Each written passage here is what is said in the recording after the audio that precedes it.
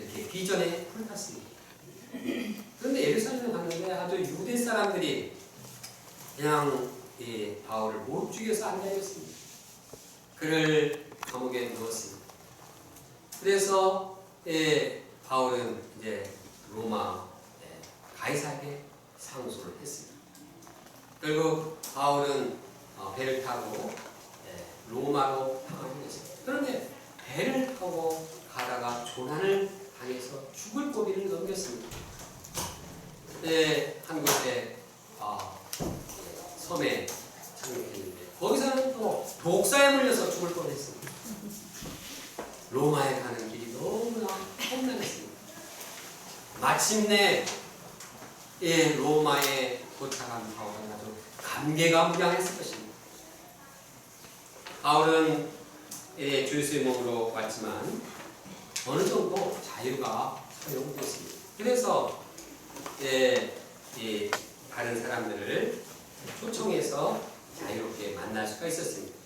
바울은 사후 후에 로마에 있는 유대 지도자들을 초청했습니다. 그래서 자기가 왜 여기에 와 있는지 말을 했습니다. 그가 온 것은 유대인들이 아무 자기가 죄를 짓지 않았는데 유대인들이 자기를 잡아서 감옥에 넣었습니다. 근데 로마 총독들이 보니까 아무런 죄가 없었습니다. 그런데도 가만히 이 바울을 잡아놓고 안 놔줬습니다. 그래서 바울은 로마 황제에게 상소한 것이지 유대민족에 대해서 감정이 있어서 그들을 고발하려고 한 것이 아니라고 말했습니다. 더 나아가서 자기가 쇠사슬에 매여서 이렇게 죄수의 몸이 된 그 궁극적인 진정한 이유가 무엇인지를 말씀하고 있습니다. 다 같이 20절을 함께 읽겠습니다. 시작. 이러므로 너희를 보고 함께 이야기하려고 전하였으니 이스라엘의 소망으로 말미암아 내가 이 쇠사슬에 매임받게 되리라. 바울은 이스라엘의 소망으로 말미암아서 죄수의 몸으로 쇠사슬에 매였습니다. 이스라엘의 소망이 무엇입니까? 이스라엘의 소망은 이스라엘 백성들이 간절히 바라던 소망이었습니다. 그것은 하나님께서 인류의 구원자를 주시겠다고 하신 약속입니다. 그들은 이스라엘 소망을 이 구원자 예수님, 구원자를 보내실 것을 간절히 소망했습니다.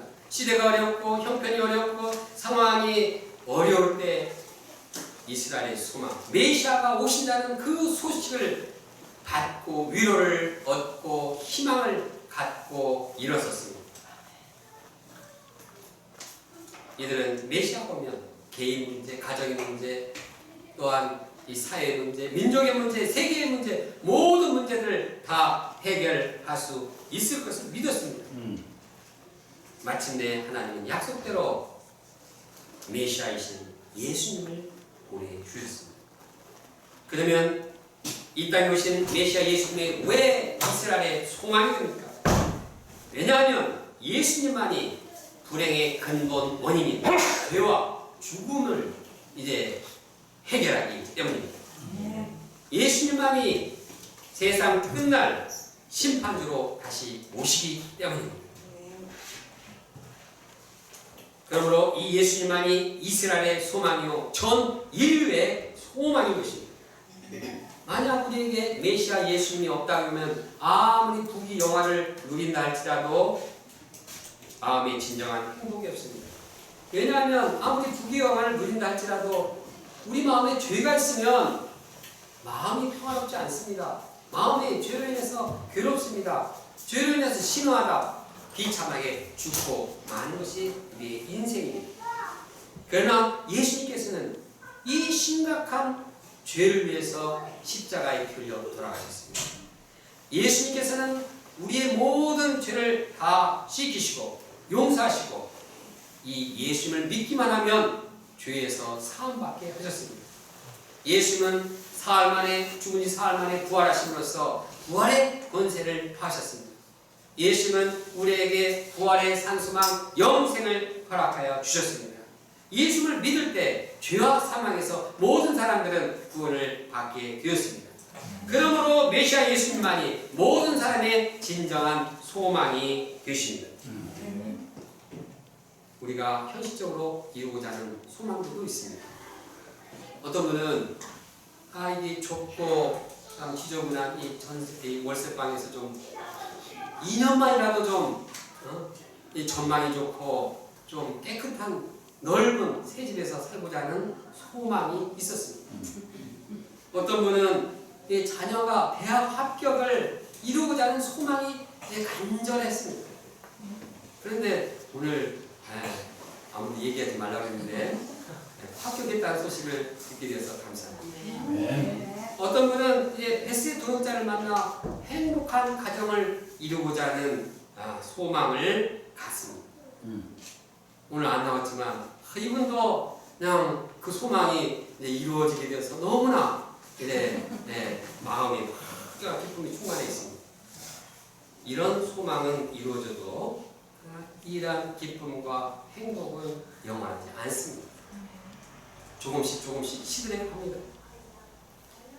이는 궁극적인 우리의 소망이 될 수 없습니다. 그러므로 우리는 진정한 소망이신 예수님을 놓쳐서는 안 됩니다. 나를 포함해서 온 인류를 영원토록 구원하시는 예수님으로 인한 소망이 우리 마음속에 불타기를 원합니다. 현실의 소망이 이루어지지 않더라도 예수님으로 인해서 기쁘고 행복하고 평화롭고 거룩하기를 원합니다. 저는 오직 예수님만을 소망하며 살겠다고 고백했습니다. 그러나 제 마음에 어느새 예수님보다도 그 눈에 보이는 역사에 더 소망을 두곤 합니다. 눈에 보이는 역사에 너무 소망을 두다가 예수님을 자꾸 잃어버리는 경향이 있습니다. 제 마음이 예수님이 아닌 역사가 그냥 슬픔과 기쁨을 좌우하기도 합니다. 이것은 참 오랫동안 이 마음속이 형성되어 가지고 이게 잘 안 바뀌어집니다. 이론적으로는 예수님 이분이 나의 소망인데 자꾸 이 습관적으로 이것이 굳어져 가지고 없어지지 않습니다. 그러므로 제가 매일 예수님 앞에 나가서 메시아 예수님만이 나의 진정한 소망입니다 고백하고 시작하겠습니다. 그래서 사도 바울처럼 오직 예수님 메시아의 소망으로 충만하기를 원합니다. 동시에 바울은 자신의 고난이 예수님을 향한 그 소망 때문이라고 고백합니다. 바울은 참소하신 그 예수님을 영접하고 예수님을 전하기 위해서 무진 고난을 당했습니다. 그의 고난은 말할 수 없었습니다. 쇠사슬의 죄수 정도가 아니었습니다. 옥에 갇히게 됐습니다. 매도 수없이 맞았습니다. 3번 파선하고 일주일 깊은 바다에서 지냈습니다. 여러 번 여행하면서 강의 위험, 바다의 위험, 동족의 위험, 이방인의 위험, 신의 위험, 광야의 위험, 거짓 형제 중에 위험을 당했습니다. 위험이나 위험은 다 당했습니다. 여러 번 자지 못하고 줄이고 목마르고 여러 번 굶고 춥고 헐벗었습니다. 그러나 예수님에 대한 소망이 있었기 때문에 두렵지 않고 피의식에 사로잡히지 않았습니다. 우리가 사도 바울처럼 예수님의 소망으로 충만하여서 어떤 고난도 감당하기를 원합니다. 둘째, 바울은 이스라엘의 소망을 이루기 위해서 하나님 나라와 예수님을 전했습니다. 바울의 말을 들은 유대인들은 당신에 대해서 들은 바가 없다. 편지도 못 받았고 내가 이렇게 옳다 그러다 그런 말을 못 들었다. 그런데 바울이 전한 예수 교파에 대해서는 사람들이 부정적으로 여기더라. 그런 반응을 보였습니다. 그래서 그들은 바울의 사상이 어떤가 한번 들어보자. 이런 제안을 했습니다. 바울은 날짜를 정하고 그날 아침부터 저녁까지 방문했습니다. 23절을 함께 읽겠습니다. 시작. 그들이 날짜를 정하고 그가 역사하는 집에 많이 오니 바울이 아침부터 저녁까지 방문하여 하나님의 나라를 증언하고 모세의 율법과 선지자의 나라를 가지고 예수에 대하여 권하더라. 바울은 하나님 나라와 예수님에 대해서 가르쳤습니다. 이 주제는 바울이 로마에 있는 유대인들에게만 전한 주제는 아니었습니다. 바울이 감옥에 있으면서도 그에게 찾아오는 모든 사람들에게 가르친 주제도 동일했습니다. 하나님 나라와 예수님에 관한 것이었습니다. 다 같이 31절을 함께 읽겠습니다. 시작. 하나님의 나라를 전파하며 주 예수 그리스도에 관한 모든 것을 담대하게 거침없이 가르치라. 더 나아가서 하나님 나라와 예수님에 관한 내용은 성경의 핵심입니다. 예수님께서 이 땅에 오시기 전까지 이 땅에는 하나님 나라가 역사하지 않았습니다. 이 땅은 하나님 대신에 사단이 지배했습니다. 세상은 사단이 지배함으로써 죄와 죽음의 세력, 절망과 어둠의 세력이 만연했습니다. 그러나 예수님께서 오심으로써 이 땅에 하나님 나라가 강력하게 역사했습니다. 예수님께서는 사역을 시작할 때 선포하셨습니다. 하나님 나라가 가까웠으니 회개하고 복음을 믿어라. 예수는 여러 가지 비유로 하나님 나라의 말씀을 사람들의 마음에 심었습니다. 그래서 하나님 나라가 그 마음에 형성되게 도왔습니다. 그리고 제자들에게 이 복음을 전하도록 하면서 하나님 나라가 가까워왔다고 하나님 나라를 전하도록 했습니다. 그래서 이 땅에 하나님 나라를 건설하고 확장하셨습니다. 예수는 부활하시고 40일 동안 전적으로 한 것은 하나님 나라를 제자들에게 말씀하신 것입니다. 그래서 그들이 하나님 나라의 은혜를 맛보며 누리며 살게 하셨습니다. 어떻게 사람이 하나님 나라에 갈 수 있습니까? 그것은 단 한 가지, 예수님을 영접하는 것입니다. 예수님을 믿는 자는 누구든지 하나님 나라에 들어갑니다. 예수님을 영접하는 자는 누구든지 하나님의 자녀가 됩니다.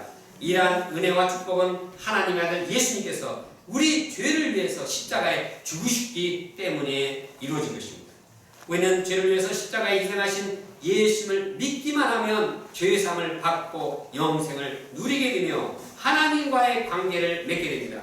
하나님과 관계를 맺게 되니 하나님께서 주시는 화평과 평화, 기쁨과 사랑을 덧입게 됩니다. 이것이 하나님이 다스리는 하나님 나라입니다. 그러므로 사도 바울은 사람들이 하나님의 나라를 덧입도록 하기 위해서 무엇보다도 예수님에 관한 모든 것을 가르쳤습니다. 한편 당시 로마가 다스리는 그 나라는 어땠습니까? 로마 시민의 반이 노예였습니다. 노예들은 물건처럼 취급되어서 주인들이 사고 팔았습니다. 노예가 아닌 일반 시민 중에 1% 내지 2%만이 로마의 부와 권력을 장악했습니다. 나머지 99% 일반 서민들은 아주 빈민들이었습니다. 그들이 이런 가운데 갈망하는 두 가지가 있었습니다. 하나는 빵이요, 하나는 원형 경기장에서 행해지는 시합을 보는 일이었습니다. 그들은 어떻게든 빵을 구해서 굶주린 배를 채우고 그리고 나서 밤에는 원형장으로 가서 검투사의 싸움을 구경했습니다. 다시 말해서 그들은 빵과 흥분에 의지하며 살았습니다. 그렇게 살면서 그들은 로마의 평화시대를 부르짖었습니다. 그러나 그들이 아무리 로마의 평화시대를 외쳐도 진정한 마음의 평화는 없었습니다. 그들이 진정한 평화와 행복한 삶을 살기 위해서는 예수님을 영접하고 하나님 나라의 시민이 되는 것이었습니다. 그러기에 사도 바울은 로마에 있는 유대인과 이방인들에게 하나님 나라와 예수님의 모든 것을 가르쳤습니다. 현재 우리에게 절실히 필요한 것은 하나님 나라 그리고 예수님입니다. 이 시대 많은 사람이 돈을 추구합니다. 과거보다 훨씬 잘 살았는데도 계속해서 돈을 추구하고 물질을 추구합니다. 마음에 하나님보다 물질이 충만합니다. 로마 사람들이 싸움 구경을 하듯이 요즘 많은 사람들이 각종 스포츠에 관심과 열정을 가지고 삽니다. 그러나 이것이 나의 진정한 행복과 불행을 좌우할 수 없습니다. 단지 잠시 기쁘거나 안타깝게 할 뿐입니다. 그냥 기아가 떨어지니까 아프다. 하나가 또 떨어지니까 뭐 이런 그것이 제 인생의 행복을 그것이 정합니다. 많은 사람들이 쾌락과 정욕을 추구합니다. 그러나 아무리 그러면 그럴수록 내면을 채우지 못하고 갈증으로 인해 목말라합니다. 이처럼 우리 마음에 예수님이 없으면 어디서 무엇을 하든지 참 자유와 기쁨이 없습니다. 그러나 예수님이 우리 마음에 계시면 어디서 무엇을 하든 그것이 항상 천국입니다. 우리 마음에 예수님이 현재 계시면 우리 교육자들은 마음에 천국일 것입니다. 그러나 예배를 드리고 있어도 예수님의 마음이 없으면 세상 근심 걱정 마음이 불안할 것입니다. 예수는 알면 깊이 알면 알수록 우리 마음에는 예수님 주시는 생명력, 영적인 생명력과 기쁨이 충만해집니다. 그럼 우리가 하나님 나라와 예수님을 영접하고 전하는 데 힘써야 하겠습니다. 이것이 이스라엘의 소망을 이 땅에 이루는 길입니다. 셋째, 바울은 이스라엘의 소망을 전하기 위해서 셋집에서 모든 사람을 영접했습니다. 이스라엘의 소망을 전하기 위해서 어떻게 했다고요? 셋집에서 모든 사람을 영접했습니다. 바울은 5년 동안 자기 셋집에 머물렀습니다. 셋집은 좁고 불편했습니다. 인터넷에서 찾아 들어가 보니까 셋집이 10평 난 듯한 아주 좁은 공간이었습니다. 이 공간에 3분의 1도 안 되는 좁은 공간이었습니다. 근데 이제 관광객들을 위해서 이렇게 그림도 붙여놓고 그래서 좀 화려하게 보이지만 실제 그 당시는 아주 축축하고 어둡고 아주 환경이 누추했습니다. 군인은 보통 4시간마다 교대했는데 군인의 그 왼손과 바울의 오른손을 이렇게 함께 묶어놨습니다. 바울에게 주어진 특권은 그에게 찾아오는 사람들을 자유롭게 만나는 것이었습니다. 그런데 이런 상황 가운데서 바울은 자기 셋집을 오픈하고 모든 사람들을 영접했습니다. 30절을 다 같이 읽어보겠습니다. 시작. 바울이 모든 교회를 자기 셋집에 머물면서 자기 오는 사람을 다 영접하고, 여기서 영접하다는 말은 웰컴! 아주 기쁨으로 맞아들이는 것입니다. 당시 60세의 바울이 죄수로서 쇠고랑이를 차고 누추한 환경에서 모든 사람이 왔는데 웰컴! 참 이성적으로 이해가 안 가요. 아니 60세 되어가지고 이게 무슨 꼴이냐, 이게 노후 대책도 없이 이거 완전히 감옥에서 이 냄새나는 데서 내가 이 꼴을 당해야 되느냐. 그런데 바울은 조금도 그런 마음이 없었습니다. 그가 옥중에서 쓴 네 그 서신을 보면 거기에는 기쁨과 감사가 넘쳐 있습니다. 그러면서 빌립보서에 기뻐해라. 나는 기뻐. 아주 그냥 조이풀. 아주 그냥 감사가 넘쳤습니다. 감옥에서 고생하는 그가 어떻게 이처럼 모든 사람을 기쁨으로 영접할 수 있었을까요?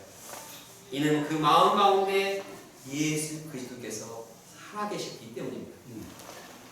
그 증거로 로마 옥중에서 쓴 그 편지들을 보면 예수 그리스도라는 단어가 아주 수없이 반복됩니다. 어떤 학자가 찾아보니까 170번인가 180번 그 조그만 서신 4개, 예수 그리스도 대명사까지 합쳐서 수백 개가 됩니다. 예수 그리스도가 마음과 삶의 중심에 계셨습니다. 그는 말했습니다. 지금도 전과 같이 온전히 담대하여 살든지 죽든지 내 몸에서 그리스도가 존귀하게 되게 하여 하나님. 이는 내게 사는 것이 아니요 그리스도니 죽는 것도 유익합니다. 내게 사는 것이 누구라고요? 예수 그리스도. 예수 그리스도가 그 안에 살았습니다.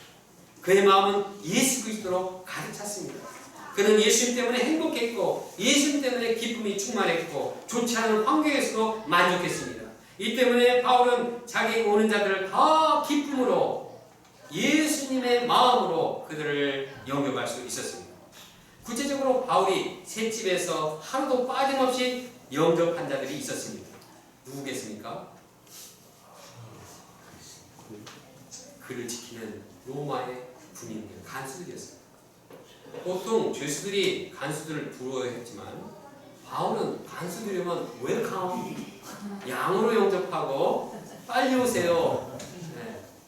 그를 4시간 동안 서로 손이 묶여 있는 동안에 어디 도망도 못 가는 거예요. 그 어려움을 다 듣고 그가 참 자녀 문제, 그의 물질 문제 듣고 복음을 전했습니다. 바울이 그들 한 사람 한 사람을 1대1로 영접하고 말씀을 전했을 때 온 시대 이 안에 복음이 전파되었다고 말하고 있습니다. 바울은 이처럼 로마의 군인들뿐만 아니라 신분이 높은 로마인들도 영접했습니다. 그의 서신에 보면 로마 귀족들이 복음의 영향 아래 들어왔다고 언급하고 있습니다. 또한 이 셋집에는 로마 사람들뿐만 아니라 자기 동료들, 신실한 동역자들도 왔습니다. 누가와 아리스타고 디모데 등 동료들이 셋집에 왔습니다. 그런가 하면 주인 빌레몬의 물건을 훔쳐 달아간 노예였던 오네시모도 이제 영접했습니다. 오네시모는 어떻게 도망가다가 그 옆에 감방에 있었는데 그 자세한 내용은 모르지만 이 감옥에 있는 셋집에 있는 바울을 만나서 복음을 영접하고 새 인생을 살게 되었습니다. 그래서 오네시모는 사도 바울의 아들이라 그렇게 불렀습니다. 그리고 디모데를 이어서 에베소 교회를 맡기는 리더가 되었습니다. 또 이 과거에 바울의 분노를 사고 헤어졌던 누구입니까? 마가도 셋집에 왔습니다. 이도 바울은 셋집에서 수많은 사람들을 기쁨으로 영접했습니다. 더 나아가서 바울은 셋집에 오지 못한 사람들까지도 다 영접하여서 그들을 위해서 편지를 썼습니다. 옥중 서신인 빌립보서, 에베소서, 골로새서, 빌레몬서, 이것이 로마 감옥에서 쓴 편지였습니다. 그는 모든 사람들을 다 영접했습니다. 이처럼 바울이 셋집에서 모든 사람을 영접하고 1대1로 섬겼을 때 그 결과가 어땠습니까? 셋집에서 1대1 역사는 다른 사람들의 눈에는 띄지 않았습니다. 그러나 이는 로마 복음화의 불씨가 되었습니다. 그리고 이 불씨는 서서히 커져서 AD 313년 로마에서 기독교가 공인됩니다. AD 380년 데오도시우스 1세가 기독교를 로마 국교로 선포합니다. 이로 말미암아 유럽 전체가 기독교 국가가 되고 복음은 전 세계로 퍼져나가게 되었습니다. 셋집의 1대1 역사가 세계를 변화시키는 원동력이 되었습니다. 그러면 어떻게 바울이 이처럼 모든 사람을 영접할 수 있었을까요? 그것은 모든 사람을 영접한 예수님을 체험하고 배웠기 때문입니다. 과거 바울은 복음의 원수였습니다. 예수 믿는 사람을 핍박했습니다.